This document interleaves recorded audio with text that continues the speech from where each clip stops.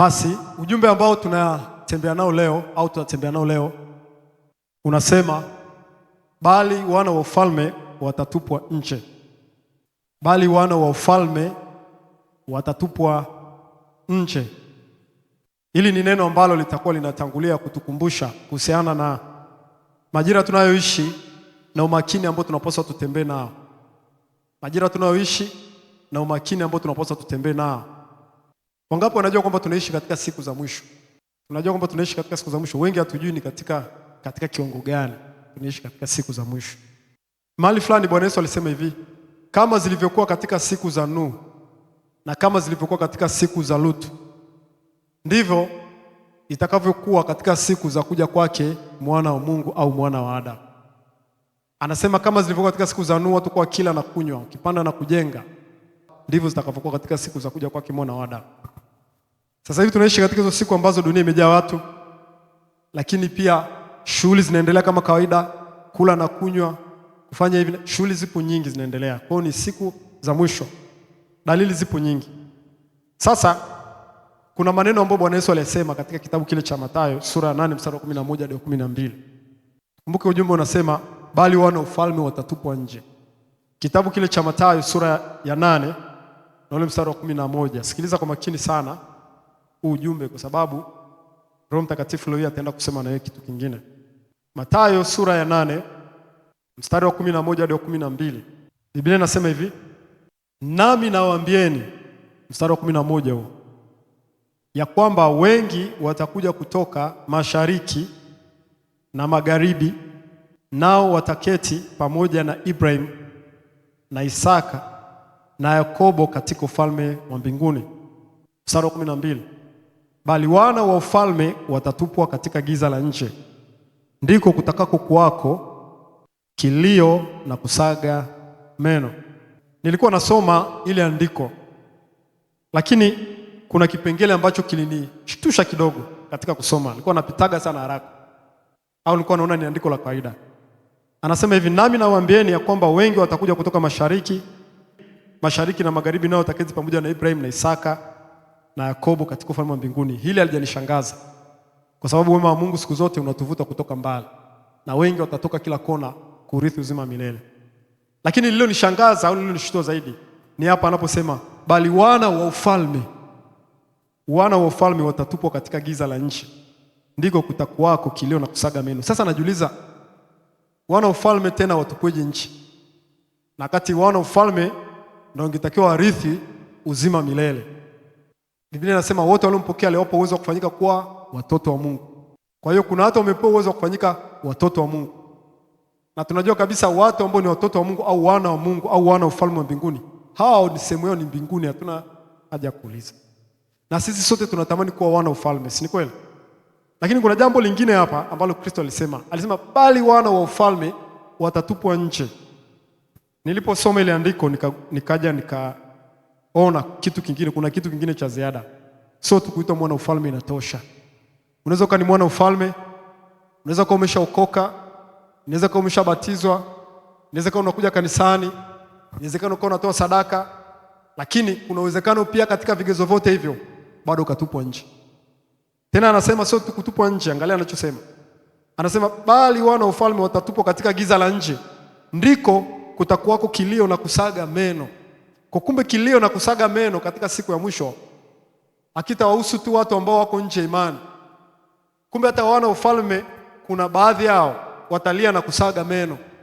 Kwa tunaposoma maandiko kama haya, tunaanza kuja kuona kumbe viwango vya kwenda kwa karibu na Mungu viko juu sana kuliko tunavyodhani, kuliko tunavyofikiri.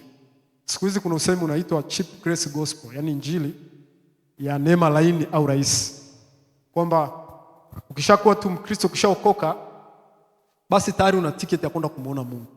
Ukishaokoka una mwanzo, uko katika mwanzo wa tiketi, upo katika mwanzo wa safari ya kwenda kumuona Mungu. Nikishaokoka mimi nipo katika mwanzo wa safari ya kwenda kumuona Mungu. Lakini haijanipa uhakika 100% kama nitaenda kumuona Mungu ikiwa bado sitafanya mambo mengine ya ziada. Na hapa ndipo Kristo sasa anakuja kusema siri kwamba kuna wana wa ufalme, maana yake waliokusudia uzima milele, ambao wameshaingia katika imani, watatupwa katika giza la nje, kutakuwa kuna kilio na kusaga meno. Hapa anaposema kilio na kusaga meno ni ile hali unalia, unatafuna meno. Biblia inasema hivi, maumivu makali sana. Sasa ni kwa namna gani hili jambo liko hivi? Naomba tuendelee kwenye kitabu kile, twende kwenye kitabu kile cha Mathayo sura 22 mbele kidogo. Tuangalie mfano mmoja tuweze kujua wana ufalme ni watu gani. Mathayo sura 22 na ule mstari wa kwanza hadi wa 10. Biblia inasema hivi. Yesu akajibu akawaambia tena kwa mithali akisema, ufalme wa mbinguni umefanana na mfalme mmoja aliyemfanyia mwanawe harusi. Akatuma watumwa wake wawaite wale waliokuwa kuja harusini. Pigia mstari hilo neno, wale waliokuwa kuja harusini. Nao akakataa kuja. Akatuma tena watu kwa wengine akisema, waambieni wale walioalikwa, tazameni nimeandaa karamu yangu. Ng'ombe zangu na vinono vimekwisha kuchinjwa na vyote vimekuwa tayari, njooni harusini. Lakini hawakujali, wakaenda zao, mmoja shambani kwake, mmoja kwenye biashara yake. Nao waliosalia wakawakamata watumwa wake, wakawatenda jeuri na kuwaua. Basi yule mfalme akaghadhibika, akapeleka majeshi yake, akawaangamiza wauaji wale, akauteketeza mji wao. Kisha akawaambia watumwa wake, harusi i tayari, lakini wale walioalikwa hawakustahili. Pigia mstari tena hilo neno lingine, wale walioalikwa hawakustahili. Basi nendeni hata njia panda za barabara, na wote muonao waiteni harusini. Watumwa wale wakatoka wakaenda njia kuu, wakakusanya watu wote waliowaona, waovu kwa wema. Harusi ikajaa wageni. Lakini alipoingia yule mfalme ili kuwatazama wageni wake, akaona mle mtu mmoja asiyevaa vazi la harusi. Akamwambia, rafiki, uliingiaje humu naye una vazi la harusi? Naye akatekewa. Maana kutekewa manake akawa hana la kusema. Mfalme akawaambia watumishi, mfungeni mikono na miguu, mchukueni mkamtupe katika giza la nje. Narudia kule, wana ufalme wanatupa katika giza la nje, na huyu anatupa katika giza la nje. Ndiko kutakuwako kilio na kusaga meno, kwa maana waitwao ni wengi, bali wateule ni wachache. Waitwao ni wengi, wateule ni wachache. Nikupe samari ya ile andiko vizuri. Ni huyu bwana alikuwa na mtoto wake. Huyu kijana wake alikuwa anataka kufunga ndoa. Kwa hiyo akawa ameandaa harusi, sherehe ile kubwa tu. Na kama unavyojua siku zote harusi yote au sherehe lazima kuwepo na mwaliko. Anaenda sherehe, anayajua ndugu zake, marafiki na jamaa, ndugu na marafiki. Anaenda kuwapa kadi za mwaliko, au ni watu wake ambao wanastahili kuwepo kwenye ile sherehe. Bwana Yesu na asifiwe sana. Na anapokwenda kuwapa kadi ya mwaliko, anategemea kabisa kwamba watakuja, ndo ndugu zake, ndo watu wake wa karibu, ndo watu ambao ni heshima yake yeye. Sasa huyu bwana alienda kutoa kadi za mwaliko akijua kwamba sherehe yangu itachukua watu 100, 200 au hata 500 au hata 1000, kwa sababu ni mtu mkubwa, pengine hata watu 1000. Lakini ajabu ni kwamba wale ambao walipewa mwaliko, kadi ya mwaliko, na ukisoma habari sehemu nyingine katika Marko au Luka, utaona inasema kwamba huyu bwana alikuwa ameshaandaa yeye, hakupeleka mchango, alikuwa ameshaandaa yeye. Kwa alikuwa ni mtu tajiri sana, wala hakuhitaji michango. Alikuwa amewapa tu ndugu zake kadi ya mwaliko, njooni. Mimi nimeshaandaa vinono, ng'ombe tayari, kila kitu kipo sawa. Ni nyinyi tu kuja kula na kunitia moyo na kunifariji. Lakini tunasoma sasa, jambo la ajabu lilitokea kwenye hiyo sherehe. Alipoenda kuambia sasa siku ya sherehe imefika, njooni, wale watu kutoa taarifa hata mapema, wakaenda kurudisha ujumbe siku ile ile. Akasema hatutaweza kuja, tupo. Wengine wanasema tuko kwenye biashara zetu. Sasa wengine anasema wengine wamenunua ng'ombe wanaenda kuwajaribu. Kila mmoja akatoa sababu zake nyingi sana. Hata kama ingekuwa ni wewe ungeumia sana. Kwa huyu bwana alipoona sasa hawa ambao nimewalika mimi hawajaja, ikamuumiza sana, kwa sababu vile vyakula vilivyoko pale hawezi kumpa mbwa, ile minofu hawezi kwenda kutupa kwa barabarani. Akasema sasa hawa watu ambao ni ndugu zangu nimewalika na nimeweka kabisa idadi ya watu wanaokuja, hawajaja, nifanye nini? Nitupe hichi chakula au nitangaze sherehe wakati mwingine watakapokuwa tayari? Akajua hawa hata ningetangaza wakati mwingine hawatakuja, tayari wameshanidharau, wana sababu zao za kutokuja. Pengine akauliza kwa nini hajatoa taarifa siku nyingi nyuma ili nijue nafanyaje. Wanakuja kutoa taarifa ile siku ya harusi. Nilimuumiza sana huyu bwana. Sasa kwa sababu yeye ni mtu ambaye anajua, akasema sasa sherehe lazima ifanyike. Nendeni sasa, milango ilikuwa nimeifunga kwamba niingia kwenye sherehe. Sasa tokeni hapa, nendeni njia panda huko barabarani. Kakaeni kule, katangazeni mtu yote anayetaka kuja kusherekea kula aje. sherehe lazima ijae watu, lazima ifanyike hapo. Wale watumwa wakatoka, akasema hii harusi ya kipekee leo. Wakaenda njia panda kule vile, wakakaa katika zile barabara, wakaona watu wanakuja, vilema, viwete. Hapa sasa hakukuwa na sharti kwamba wazamiaji wasiingie, watu wote. Alipotangaza vile tu, harusi ikajaa haraka sana. Hata sasa hivi sherehe yote ile ikifunguliwa malango tu, watu wanajaa ndani ya dakika chache. Harusi ikajaa, akawa ameshatimiza ile azma yake ya kwamba sasa hii harusi ijae watu. Sasa imeshajaa watu, kwamba hata zile kuku hazitaenda kutupwa, zitaliwa na wanadamu. Alipomaliza sasa, kikawaida sheria na desturi za Mashariki ya Kati, ukiingia kwenye sherehe unapewa vazi lako maalum. Kwa hiyo akaingia, harusi ikajaa vizuri, milango ikafungwa. Sasa wakiingia zaidi hapo itakuwa ni vurugu tena, sio sherehe. Katikati sasa, wakati wote washapewa mavazi ya harusi, kule ndani kule kwenye sherehe akaonekana kuna mtu hana vazi la harusi. Yule bwana akaangalia, akasema akagundua huyu hakupitia mlangoni, alikuwa penginepo. Yaani pengine alichelewa, akakuta mlango umeshafungwa, akasema sasa hebu ngoja niingie kupitia dari, pengine kwenye dari kwenye kenchi kuna mwanya kule. Akaingia, akujua kwamba kuna mavazi kule. Alipoonekana yule bwana harusi akamwambia uliingiaje huku? Akakosa jibu. Biblia inasema akatekewa. Wakasema mkamateni mikono na miguu, mtupeni kwenye giza la nje, ndipo kutakapokuwa na kilio na kusaga meno. Lakini kuna kauli tena huyu bwana harusi alisema. Akasema katika wale walioalikwa hakuna hata mmoja atakayeonja karamu yangu. Maana yake alijua kwamba baadaye watataka kuja baada ya kusikia vitu gani vinaendelea kwenye sherehe. Alafu akamtoa yule kule kwenye sehemu nyingine, anasema hivi. Alafu akasema waitwao ni wengi, lakini wateule ni wachache. Sasa angalia kigezo cha wateule, ni watu barabarani wanyenyekevu waliokuja kuingia katika harusi. Lakini wale walioalikwa, waliopewa kadi za mwaliko, ndugu ambao wana muunganiko wa damu na bwana harusi, hawakustahili. Kwa hiyo tunaweza tukasema sasa kwamba wana wa harusi ni wale walioalikwa, na wana ambao sio wa harusi ni hawa ambao walikuja wakaitwa watu wakaingia, kwa sababu hawajulikani wametoka wapi. Kwa hiyo wale ambao walistahili kuwepo kwenye harusi hawakuwepo kwenye harusi, lakini wale ambao hawakustahili wakaingia kwenye harusi. Bwana Yesu na asifiwe sana. Ndio hapa anasema sasa, katika wale ambao walialikwa hakuna hata mmoja. Sasa ile harusi ilikuwa ni kipekee. Ile harusi ilikuwa ni kipekee. Waga siku zote harusi ukienda kuna utaratibu kwamba waalikwa ndio wanaenda wanatoa zawadi. Kuna kitu kilifanyika kule ndani. Yule bwana harusi labda yeye ndo alianza kuwapa zawadi wageni. Kwa sababu Biblia inatuambia sehemu nyingine kwamba katika wale walioalikwa hakuna hata mmoja atakayeingia katika karamu yangu. Maana yake wale ambao walialikwa mara kwanza wakakataa kuja, wakasikia bana huku umesikia hiyo sherehe. Hiyo sherehe ni tofauti na sherehe nyingine. Hiyo sherehe watu wanapewa kule vitu, wanaenda kupewa pesa. Sio wanaenda kutoa zawadi, wanaenda kupewa pesa. Wakarudi baadhi yao wakataka kwenda kuingia. Kwenye Biblia anasema hakuna hata mmoja atakayeingia kwenye sherehe yao.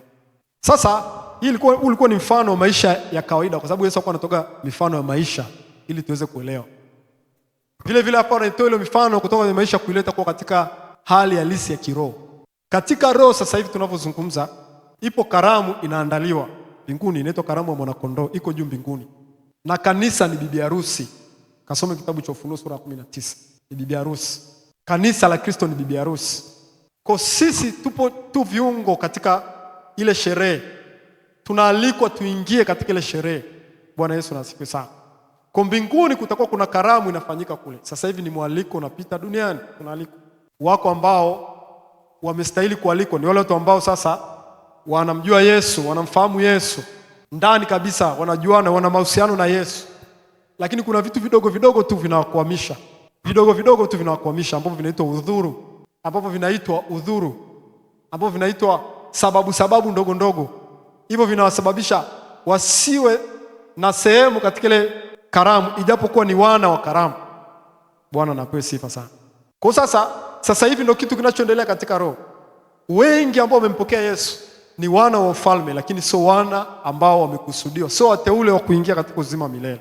Ni wana wa ufalme lakini sio wale kusudiwa. Kwa nini? Sio kwamba Yesu kwa sababu wameshaokoka na wakataa, hapana. Ni kwa sababu ya tabia zao ambazo wanakuwa nazo zinawazuia wao kuwa sehemu ya ule ufalme wa Mungu.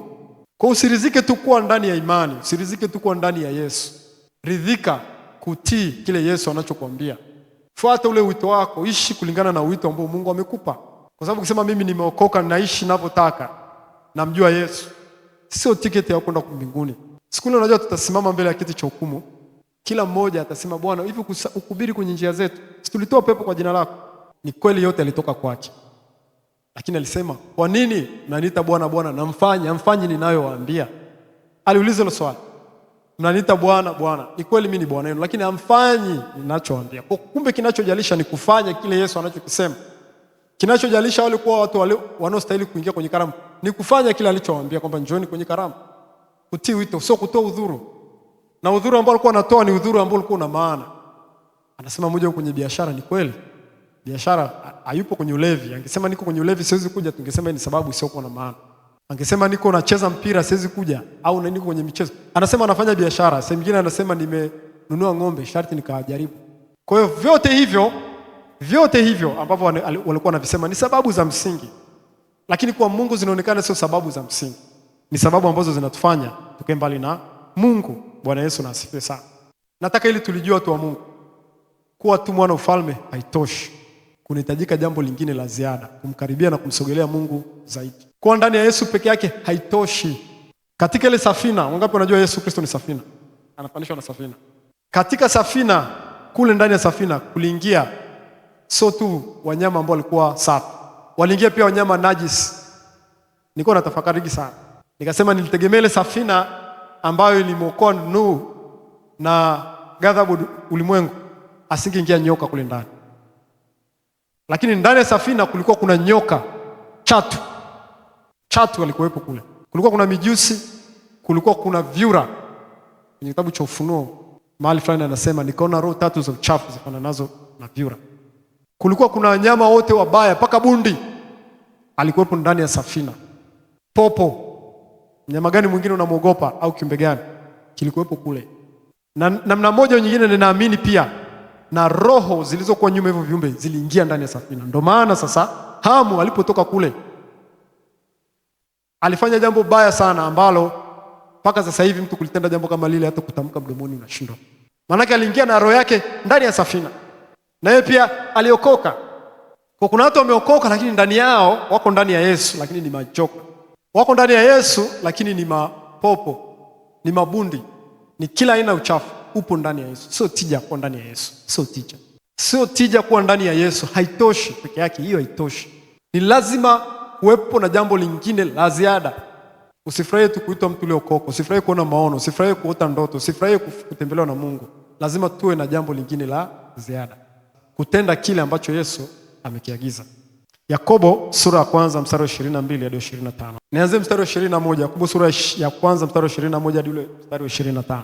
Anasema kwa hiyo wekeni mbali uchafu wote na ubaya uzidio, na kupokea kwa upole neno lile lililopandwa ndani, liwezalo kuziokoa roho zenu. Kwa kumbe kuna neno ambalo linaokoa roho. Lakini iweni watendaji wa neno wala si wasikiaji tu, hali mkijidanganya nafsi zenu. Kwa sababu mtu akiwa msikiaji wa neno tu wala si mtendaji, mtu huyo ni kama mtu anayejiangalia uso wake katika kioo. Maana hujiangalia kisha uenda zake, mara akasahau jinsi alivyo. Lakini aliyetazama sheria kamilifu iliyo ya uhuru na kukaa humo, asiwe msikiaji msaulifu bali mtendaji wa kazi, huyo atakuwa heri katika kutenda kwake. Biblia inatufundisha kuwa watendaji wa neno, sio wasikiaji tu. Ukisikia neno unalitenda. Ukisikia neno la kuambia mtafute Mungu, unatenda, unatilia, unatia bidii. Upasi kuwa mtu udhuru tu. Leo hii Wakristo wengi wa kanisa la siku za mwisho tunakuwa ni watu udhuru. Mtumikie Mungu, mtu anakuambia niko busy, njoo kanisani, nimebana na kazi. Mtafute Mungu basi, kuwa muombaji, nakuwa nachoka sana, na kazi nyingi nakuwa nachoka. Masomo yamenizuia sana. Hujui kesho ni mitihani. Nitawezaje kuja maombi? Nitawezaje kufanya kitu hiki? Sina pesa sasa hizi, sina nauli, sina hiki na kile. Sababu za msingi kabisa, sio za uongo, ni za kweli, zinafaa. Lakini Biblia inazitafsiri kama udhuru. Ni mwana wa ufalme lakini hautaingia katika ufalme. Ni mwana wa ufalme kwa jina lakini hauna sehemu katika ufalme. Kwa sababu unampa Kristo udhuru. Katika ile harusi mimi nilitegemea Kristo awaheshimu na kuambia bana, hebu chukueni chakula basi wapelekeni kule walipo, kwa sababu ni marafiki zangu wanakuwa na mimi siku zote, hebu wapelekeni chakula hichi. Hebu basi warudisheni, waambieni poleni sana, Mungu awatangulie katika kazi. Alikasirika akamwambia hamtaingia, akaenda kuita wengine wakachukua nafasi zile. Kwa kwenye swala la wito wa kimungu usiweke udhuru. Kwenye swala la wito wa kimungu, kumtafuta Mungu, usiweke udhuru. Itakusababisha ukose nafasi ya kuingia mbinguni. Itakusababisha ukose nafasi ya kuingia mbinguni. Bwana Yesu asifiwe sana. Tumalize kitabu kimoja cha Luka sura ya 9 mstari wa 61. Naomba nianze mstari wa 57. Luka sura 9 mstari wa 57 hadi wa 62. Alafu tutaenda kuomba. Nao walipokuwa wakienda njiani, mtu mmoja alimwambia, nitakufuata kokote utakakokwenda. Ndio wengi wa Kristo tunaanzaga hivi. Yesu, mimi nitakufuata kokote utakakokwenda. Leo hii nakupa maisha yangu. Chochote utakachotaka nifanye nitafanya. Lolote utakalotaka nilitende nitalitenda. Tunampa Mungu nadhiri na ahadi za kutosha kabisa. Lakini Yesu akamwambia, mbweha wana pango na ndege wa angani wana viota, lakini mwanadamu hana pa kujilaza kichwa chake. Maana kama utanifuata mimi, fahamu kwamba mimi sina mahali pa kukuweka rafiki yangu. Sina kitanda kizuri. Wakati mwingine nalala nje na nyesho na mvua. Hata Yesu akamuuliza kama uko tayari. Maana yake wakaondoka, akaona hapana, hivi vigezo ni vigumu sana. Akamwambia mwingine, nifuate. Huyu Yesu alikuja kumwambia Yesu, alianza kumwambia mimi nitakufuata. Yesu akamwambia mwingine, Yesu akamwambia nifuate. Akasema, Bwana, nipe ruhusa kwanza. Hilo neno kwanza. Nipe ruhusa kwanza niende nikamzike baba yangu. Hivi sababu sio maana kweli? Ya maana kabisa hivi. Nipe ruhusa kwanza niende nikamzike baba yangu. Akamwambia, waache wafu wazike wafu wao, bali wewe nenda kutangaza ufalme wa Mungu. Huyo manake alipita hivi. Maana Biblia itaonyesha kwamba alimfuata. Mtu mwingine watatu akamwambia, Bwana, nitakufuata, lakini nipe ruhusa kwanza. Sikia hilo neno. Nipe ruhusa kwanza nikawage watu wa nyumbani mwangu. Yesu akamwambia, mtu aliyetia mkono wake kulima kisha akaangalia nyuma hafai kwa ufalme wa Mungu. Anamwambia nifuate. Subiri kwanza nikamwage baba. Subiri nikamwage mama. Ni sababu za msingi, kwa sababu kama ni mtoto huwezi kutoka nyumbani kwenu bila ruhusa. Lakini Yesu alijua mioyo ya watu. Kwamba ingekuwa tu nikwenda kuomba ruhusa na kuja hapo sawa, lakini wangeweza kwenda kuomba ruhusa hapo kufika kule wakisema tena, hebu ngoja sasa nikaeke sawa na bosi wangu. Hebu ngoja sasa nikaeke sawa na sehemu nilopo. Walikuwa na sababu nyingi. Ingekuwa ni mtu mmoja tu, mimi na hakika Kristo angeruhusu. Ingekuwa ni baba tu. Mbona Elia wakati Elia anamwambia Elisha, njoo nifuatane na mimi. Si Elisha alisema ngoja nikawage watu nyumbani kwangu. Akamruhusu. Kwa sababu Elisha alikuwa kweli anaenda kufanya kitu hicho tu basi. Kwa alipofika kaaga, akarudi akaambatana na Elia, wakaenda pamoja. Kristo na hakika kabisa anajua mioyo yetu na mioyo ya watu. Wana tabia kuagaga, na hata hivyo waendi kuaga kwa sababu kuaga pale ni kwenda kusikiliza baba anasemaje, mama anasemaje, dada anasemaje. Kwa hiyo angeenda pale na babake akamwambia, hebu subiri kwanza sasa hivi malize masomo wewe. Hebu subiri kwanza sasa hivi kwanza kushaolewa, kushaoa. Hebu subiri kwanza sasa hivi kushafanya kitu fulani ndio mtafute Mungu. Yule mtu angesikia na angeacha vyote. Angeacha kumfuata Yesu, angesikiliza ushauri wa baba, angesikiliza ushauri wa mama, angesikiliza ushauri wa watoto. Lakini Yesu anatuambia asiacha vyote na kunifuata mimi na kubeba msalaba wake, hafai kuwa mwanafunzi wangu. Tunapomfuata Yesu, usirizike tu kumpokea Yesu. Yule mtu mmoja tena akamwambia, Bwana, nifanye nini ili nipate uzima milele? Yesu akamwambia, zishike amri. Wazijua amri? Akasema ndio. Ni zipi? Akazitaja pale. Akamwambia, zishike hizo nazo utaishi. Yule mtu alikuwa amezishika zote, kuheshimu wazazi, alikuwa ameshika kila kitu. Akamuuliza, Bwana, nimepungukiwa na nini tena? Akamwambia, kauze vyote ulivyo navyo njoo nifuate. Yule mtu akaona sasa hapa Yesu anataka kunifanya mimi kuwa ombaomba. Akakataa. Matokeo kukataa ni nini? Yesu akageuka na wanafunzi wake akamwambia, jinsi ilivyokuwa ngumu kwa tajiri kuingia katika ufalme wa Mungu. Sasa tajiri alikuwa anazungumzia sio tajiri ambaye yuko nje ya wokovu, kwa sababu kijana alikuwa tayari ameshashika amri. Ni tajiri ambaye tayari yupo ndani ya imani, tayari ambaye anaishi mapenzi ya Mungu. Huyo ndo ngumu kuingia katika ufalme wa mbinguni. Achana na wale kule. Wale kule ndo kabisa wako mbali. Lakini tajiri ambaye tayari anamzungumzia ni tajiri ambaye tayari anaheshimu wazazi wake, lakini huyo pia ni ngumu kuingia katika ufalme wa mbinguni. Sasa maandiko yanapokuja kwa namna hii sio kutufanya tuone kwamba kuingia mbinguni ni kugumu sana. Sio lengo hilo. Ni kutupa tahadhari tu kwamba tujue kwamba katika njia tunazoziendea lazima kila siku tujitakase, tupande viwango katika kumtafuta Mungu. Mungu anajua kabisa tunatamani kwenda mbinguni, lakini vigezo vyake vinabaki pale pale. Wakristo wengi sasa hivi tunaishi maisha tunaoishi tukijua kwamba tutaenda tu mbinguni kwa sababu tumemwamini Yesu. Haiko hivyo. Tukija sehemu kama hizi ni kuhubiriana tu masuala ya mafanikio, lakini hatujui kwamba haya mafanikio tutaacha hapa, fedha tutaziacha hapa, mali tutaziacha hapa, kila kitu tutakiacha hapa. Tutakachoenda nacho kule, matendo yetu ndio yatafuatana na sisi. Matendo yetu ndio yatakayofuatana na sisi. Ulichokifanya jana, ulichofanya mwaka uliopita kinafuatana na wewe, kinapita hicho. Paka mifupa yako utaiacha hapo ardhini. Kila kitu utakiacha hapo. Roho yako na matendo yako ndio vinaambatana, vitaenda kwa Baba. Pesa utaziacha hapa, ulikuwa ni maskini, ulikuwa ni tajiri, haijalishi, vyote utaviacha hapa. Lakini kule unaenda na roho yako na matendo yako. Na zaidi ya yote hatujapewa garantia ya kuishi milele kwamba watu fulani ukishafika umri wa miaka labda 80 ndio utakufa. Hata vijana wanakufa. Hata watoto pia wanakufa. Kwa hakuna mtu anajua siku yake ya kuondoka. Kwa ni lazima tuyazungumze mambo haya kwa sababu ni mambo ya kiroho na ni mambo yanokuja. Macho yetu yanaona nini mbele? Tunaona tu kesho, wiki ijayo tutakuwa na nyumba, wiki ijayo tutakuwa na gari, wiki ijayo tutaoa, tutaolewa, tutakuwa na mali, tutakuwa na vile na vile. Lakini hatuonagi future. Mbele kabisa kuna nini kitatokea. Baada ya maisha haya kuna nini kitatokea katika umilele. Lazima tufike kipindi tuanze kufikiria umilele wetu. Wengine tumeshaishi pengine hata robo wa maisha au nusu wa maisha. Kwa kuna kipindi kidogo tumebakiwa nacho cha kuishi. Kidogo sana. Haya mengine tunayafanya tu kwa sababu tupo duniani, lazima tuyafanye. Lakini hapaswi kukaa katika mioyo yetu. Tujue baada ya hapa tukishamaliza safari ya maisha, ni nini tunaenda kukutana nacho? Utakuwepo wapi milele? Hilo ni jambo la kuangalia sana. Yaani utakuwa wapi milele? Hilo ndio jambo la kuangalia. Usiangalie utakuwa wapi miaka 5, 6, kwa sababu hata ukiwa maskini miaka 5 inayokuja, hautakuwa maskini milele katika dunia. Itafika kipindi utakufa tu. Huko nako kwenda ndio pa kuangalia sana. Je, utakuwa wapi huko milele? Na ukishaona kwamba unapuuzia inayokuja kule, bado kuna shida kwenye imani yako. Kwa sababu vitu ambavyo vipo vitakuja vinaendelea. Mtu mmoja akasema, mtumishi unasemaje, una hakika gani kwamba maisha yanaendelea huko? Hata mimi leo kujiuliza ile swali. Na hakika gani maisha yanaendelea huko? Lakini hebu tafakari, kwani hapo duniani ulipokuja, ulikuwa unajua kwamba kuna dunia? Si umetokea ukakutana na vitu vipo? Kwa maana yake ulikuja hapa ukakuta vitu ambavyo hukutegemea kama vipo, lakini vipo. Hali kadhalika na maisha baada ya hapa ni kama formula hii uliozaliwa. Huko ulikuwa ni giza, alafu ukashangaa pengine ukashangaa umetokea huko. Hali kadhalika huko tunakokwenda sio giza. Huko tunakoelekea kuna maisha yanaendelea.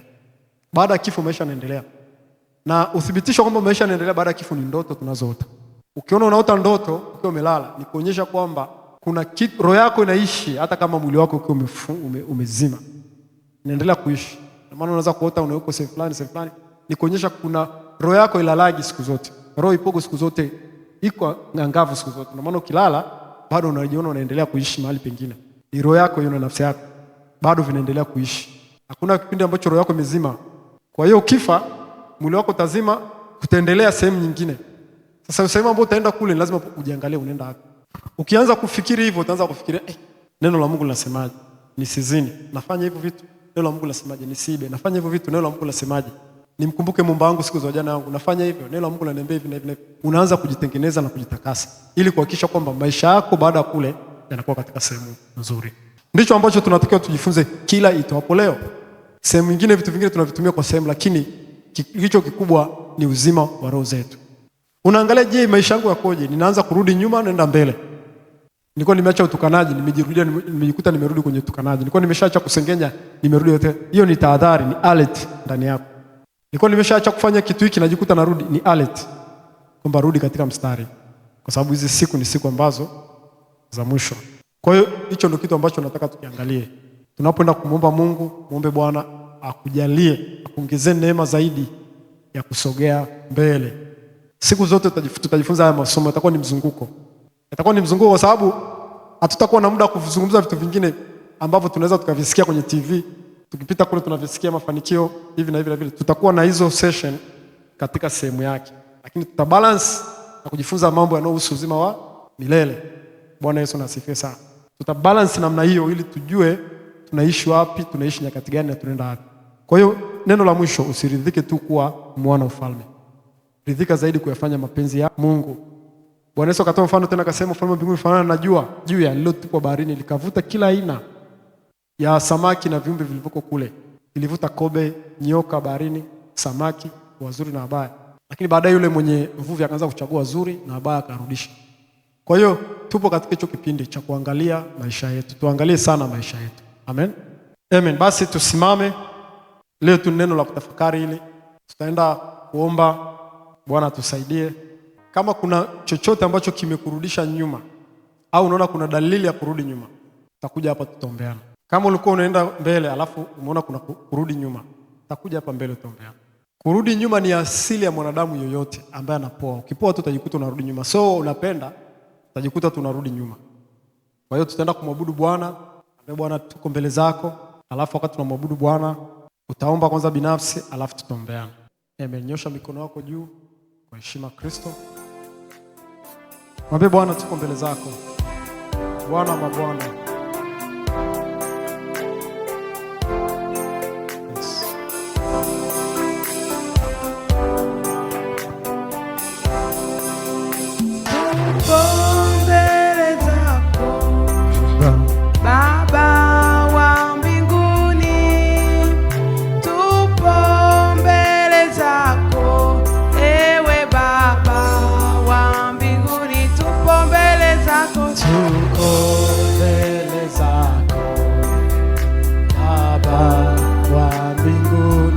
mwambie Baba, tupo mbele zako, ewe Baba wa mbinguni. Tupo mbele zako, mwambie Baba, tupo mbele zako kama kanisa lako.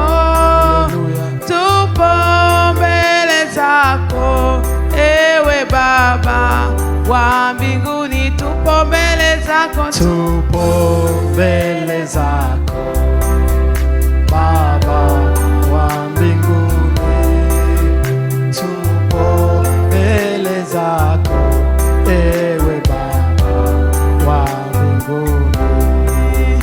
Tupo mbele zako, tupo mbele zako Baba wa mbinguni.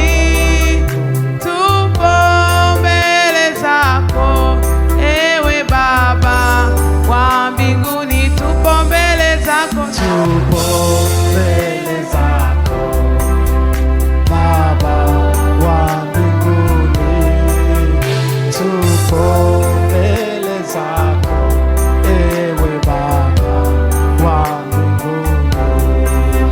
unatujua Mungu wetu, Unatujua Baba, unatuchunguza Mungu wetu, unatuchunguza. Tupo mbele zako, ewe Baba wa mbinguni. Tupo mbele zako, Tupo mbele zako Baba wa mbinguni, tupo mbele zako, ewe Baba wa mbinguni. Tuko mbele zako, tupo mbele zako, tupo mbele zako Baba wa mbinguni, tuko mbele zako, ewe Baba. Tupo mbele zako, tupo mbele zako, mbele zako Baba wa mbinguni. Baba wa mbinguni, tuko mbele zako, ewe Baba wa mbinguni. Sema na Bwana sasa. Mwambie Bwana, naomba ukanipe hatua kwenda mbele. Mwambie Bwana, nimerudi nyuma, nimefifia, nimedhoofika kiroho, nimekata tamaa, nimezuiliwa. Naomba unisaidie leo hii, unipe nguvu tena kuendelea mbele. Hatua moja niliyorudi nyuma, leo hii nipe 10 mbele. Hatua 5 zilizorudisha nyuma, nipe 20 mbele.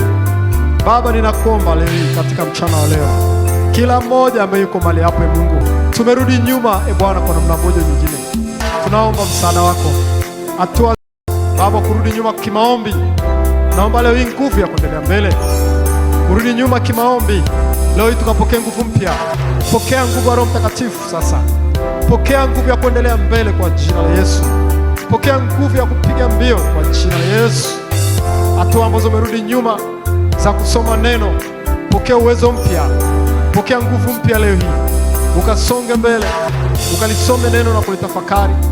Hatua ulizorudi nyuma kimaisha, umerudi nyuma kiwokovu, umerudia mambo mabaya, leo hii ni siku yako ya kufanya mabadiliko, ni siku yako kufanya matengenezo.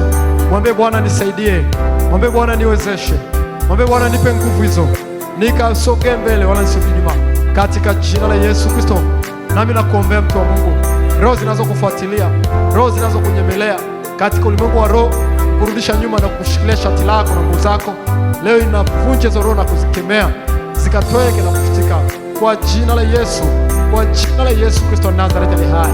Bwana mwaminifu na mwenye nguvu, Uweza wako naomba ukapite katika roho, katika mwili, kwa jina la Yesu, kwa jina la Yesu, kwa jina la Yesu. Wakati unaendelea kuomba, utaweza kusogea hapa mbele. Ikiwa unahitaji msaada, tutakuombea. Naomba na wewe unahitaji msaada zaidi, nguvu ya kusonga mbele, ya kuendelea mbele inatoka kwa Bwana tu. Roho Mtakatifu ndiye anamjaza mtu nguvu, sio mwanadamu. Kwa hivyo njoo tu hapa mbele, tunaenda kuomba nguvu hiyo ikashuke na kuingia ndani, ikashuke na kuingia ndani, nguvu hiyo ikaongezeke ndani yako leo.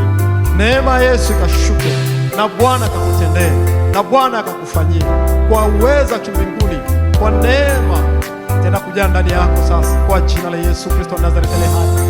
Endelea kuomba, endelea kuomba. Hapa tunaenda kumalizia maombi haya, endelea kuomba.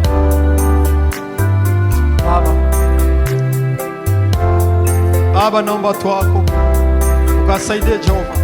Naomba neema yako Mungu ikaongezeke juu ya mtumishi wako, akazidi kusonga mbele na kupiga mbio katika roho, katika mwili. Kizuizi chote cha ibilisi kinachofuatilia maisha yake leo hiki kaondoke kwa jina la Yesu Kristo.